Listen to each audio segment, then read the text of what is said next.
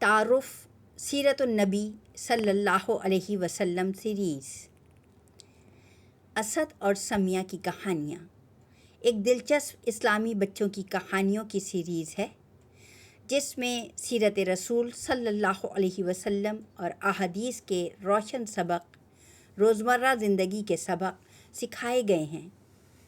اس series میں بچے اپنے نانیال اور ددیال دونوں گھروں کے دلچسپ لمحات کے ذریعے ایمانداری، صفائی، والدین کی خدمت، مہمان نوازی اور دوسروں کے حقوق جیسے سنہری اصول سیکھیں گے۔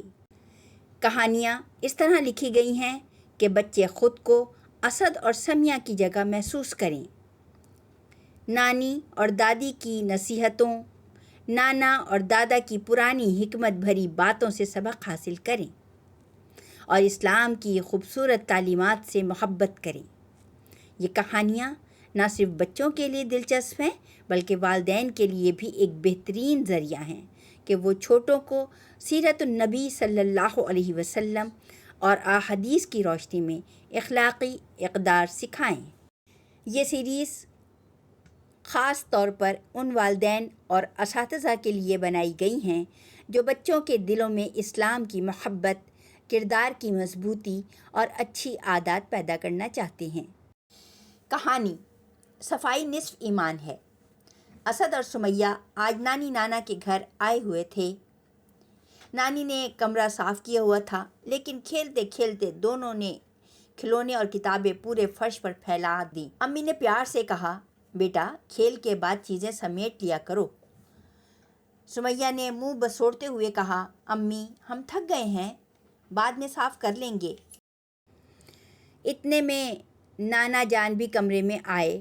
انہوں نے سب کو دیکھا اور مسکرا کر بولے، پیارے بچوں، کیا تم جانتے ہو کہ ہمارے نبی صلی اللہ علیہ وسلم نے فرمایا صفائی نصف ایمان ہے؟ اسد نے حیران ہو کر پوچھا، نانا جان ایمان کا آدھا حصہ صفائی کیسے ہے؟ نانا نے کہا، بیٹا مسلمان ہمیشہ صاف رہتا ہے، اپنے کپڑے، گھر اور دل دونوں صاف رکھتا ہے۔ صفائی اللہ کو پسند ہے، صفائی سے کمرہ خوبصورت لگتا ہے، بیماریاں کم ہوتی ہیں اور ہم خوش رہتے ہیں۔ یہ سن کر اسد اور سمیہ نے فوراً اپنے کھلونے سمیٹے اور کمرہ چمکا دیا۔ انہیں بہت اچھا لگا کہ کمرہ صاف ہو گیا اور وہ خوش ہو گئے کہ انہوں نے نانا نانی کی بات مانی۔ نانی نے خوش ہو کر کہا، شاباش، یہی اچھے بچوں کی نشانی ہے۔ سبق: صفائی ہماری عادت ہونی چاہیے کیونکہ یہ ہمارے ایمان کا حصہ ہے۔